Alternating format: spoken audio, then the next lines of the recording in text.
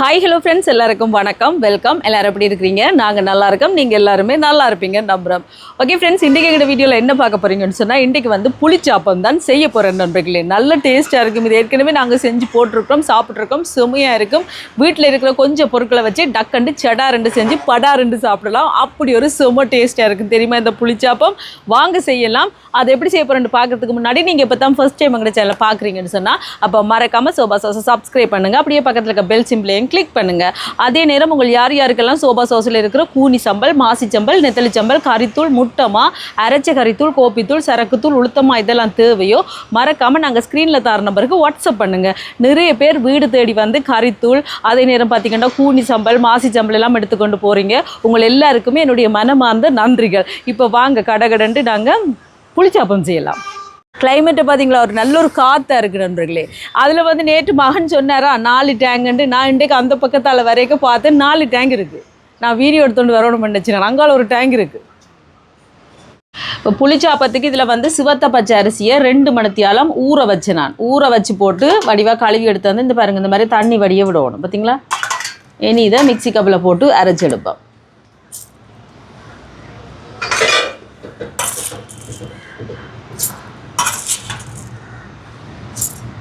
இவ்வளோத்தையும் அரைச்சிட்டு அப்புறம் மற்ற தரைப்போம்.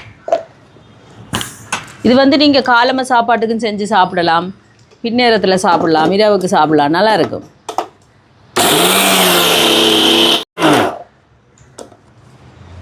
இப்போ பாருங்க அரைச்சாச்சு. இந்த மாதிரி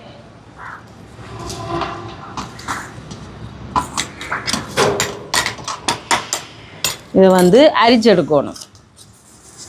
நாங்கள் அப்பத்துக்கு செய்வோம் அந்த மாதிரி தான். இது பாருங்க, அப்படியே அரிச்செடுக்கணும். இதே மாதிரி எல்லா அரிசியையும் மிக்சி கப்பில் அரிச்செடுப்போம். இப்போ அரிசியெல்லாம் அரைச்சி இந்த மாதிரி அரிச்செடுத்தாச்சு. இதில் பாருங்க வாழைப்பழம் எடுத்துருக்கிறேன். இது வந்து இங்கே பூ வாழைப்பழம்னு சொல்லுவோம், அதுதான் எடுத்துருக்கிறேன். பார்த்தீங்களா, நல்லா இருக்கும். இதை எடுத்து மசிச்சு எடுக்கணும். ஒரு 3 வாழைப்பழம் 4 வாழைப்பழம் எடுப்போம். ஒரு 3-6-7 வாழைப்பழம் மாதிரி எடுத்துருக்கேன். இதுக்கு வந்து நல்ல கனிஞ்ச வாழைப்பழம் வேண்டாம், இன்னும் நல்ல இதுவும் கனிஞ்சுதான்றதுக்கு சொல்கிறேன் நான். இதை எப்படி மசிச்சு எடுப்போம் பார்த்தீங்களா, இந்த மாதிரி.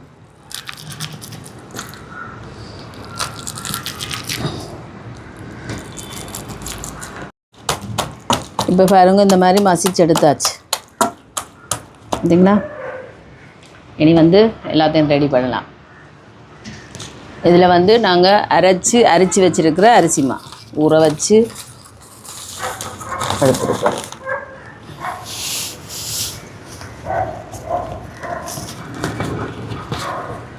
இருக்கட்டும். இதோட வந்து 1/2 கப் ஆல் பர்பஸ் ஃப்ளார், பச்சைமா, அவிக்காத பச்சைமா, ஏலக்காய் ஒரு 2 ஏலக்காய் தட்டி போட்டிருப்பேன். அதுக்கு பிறகு மசிச்சு வச்சுருக்கிற வாழைப்பழம், உப்பு கொஞ்சமாக சேர்க்குறேன்.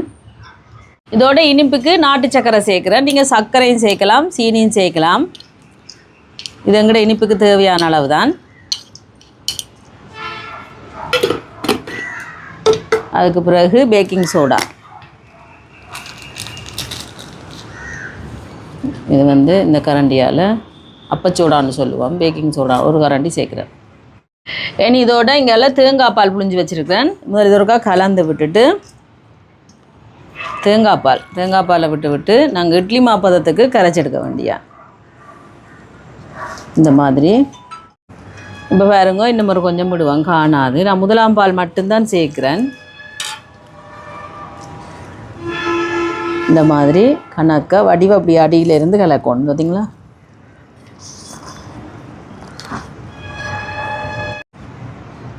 இப்போ பாருங்க, இந்த மாதிரி கரைச்செடுத்தாச்சு பார்த்தீங்களா. இன்னொரு கொஞ்சம் தேங்காய் பால் விட்டு அப்படி வடிவாக கலந்து விடுவோம்.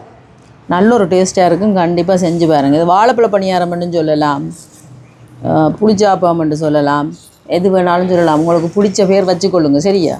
ஆனால் சாப்பிட்டா சரி, சூப்பராக இருக்கும். இப்போ பாருங்கள், இந்த மாதிரி நல்லா கலந்து விட்டாச்சு பார்த்தீங்களா? இந்த மாதிரி பதத்தில் இனி இதை ஒரு மூடி ஒரு அரை மணித்தியாலம் வைப்போம். அதுக்கு பிறகு சுட்டெடுப்போம். இப்போ வாங்க இப்படி சாப்பத்தை செய்யலாம்.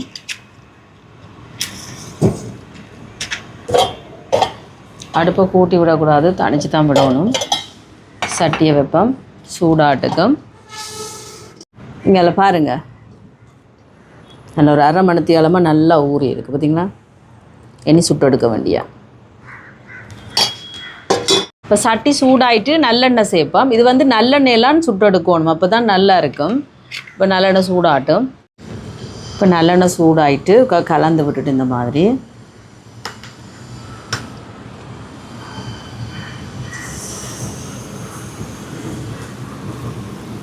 அப்படியே இந்த நல்லெண்ணெயில் முருகி வரணும். இந்த சைட்டெல்லாம் மூடி விடுவோம். அடுப்பை கூட்டக்கூடாது, தனிச்சே விடணும். என்ன கூட்டி விட்டோம்னா வெளியிலெல்லாம் கறியின மாதிரி வந்திருக்கு, அவிஞ்ச மாதிரி. இப்போ இந்த உள்ளுக்கு அவியாது, அதால் கணக்காக மீடியத்தில் விட்டோம்னா உள்ளுக்கு அவிஞ்சு வரும். இப்போ திருப்பி போடுவோம்.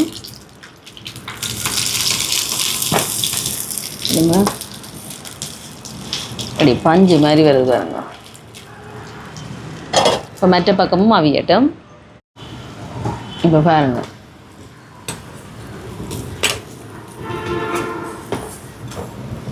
இப்படி வந்துட்டு பார்த்தீங்களா?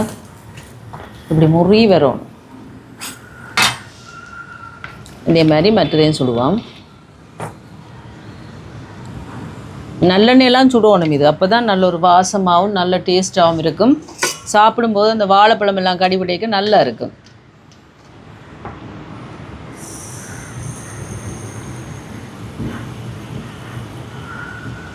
இந்த சைட்டெல்லாம் அப்படியே முருகி வரும் பாருங்க. இந்த பார்த்தீங்களா? சும்மா சுடுது. நல்லா இருக்குது, சுடுபடட்டும். இப்போ திருப்பி போடுவோம்.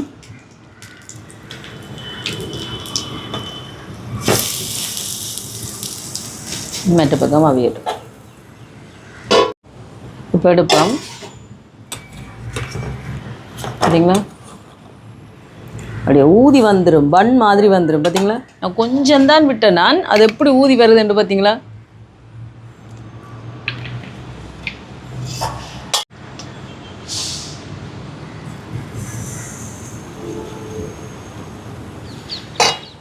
இதே மாதிரி எல்லாத்தையும் சுட்டெடுப்போமா. இப்போ புளிச்சாப்பம் ரெடி. நான் சுடும்போதே ஒன்று சாப்பிட்டேனே, பொறுமை இல்லை, அப்படி நல்லா இருந்துச்சு. இப்போ வாங்க சாப்பிடலாம். மேலே இருக்கிறது சுடுவது நண்பர்களே, கீழே இருக்கிறத சாப்பிடுவோமா. இங்கே இது எப்படி பஞ்சு மாதிரி வந்திருக்கு பாருங்க, மெத்து மெத்தண்டு. இங்கே இல்லைங்களா? ரொம்ப சுடுவது, இதெல்லாம் கடைசியாக சுட்டது. இங்கே பாருங்க எப்படி இருக்கு. சூப்பர் டேஸ்டாக இருந்துச்சு தெரியுமா நண்பர்களே. இது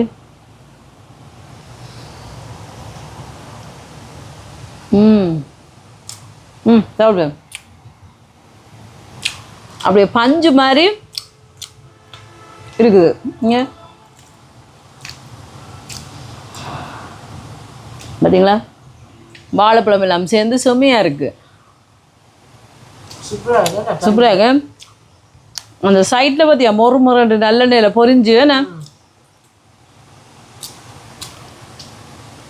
நான் சுடும்போது எனக்கு பொறுமை இல்லை, ஒன்று சாப்பிட்டு தள்ளிட்டேன். ஏன்னா எனக்கு நல்லா பிடிக்கும் நண்பர்களே. கண்டிப்பாக நீங்கள் செஞ்சு பாருங்க.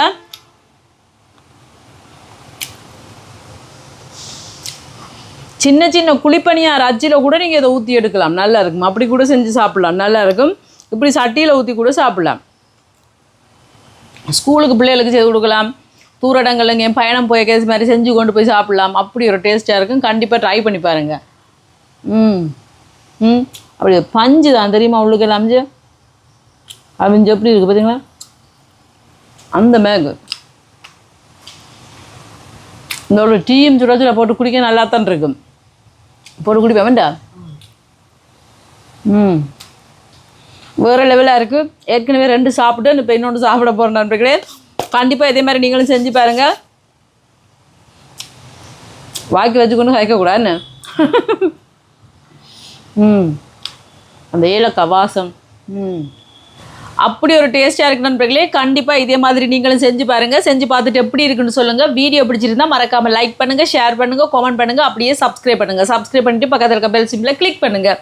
ஓகே ஃப்ரெண்ட்ஸ், நான் உங்களை இன்னொரு வீடியோவில் சந்திக்கிறேன். பைடா.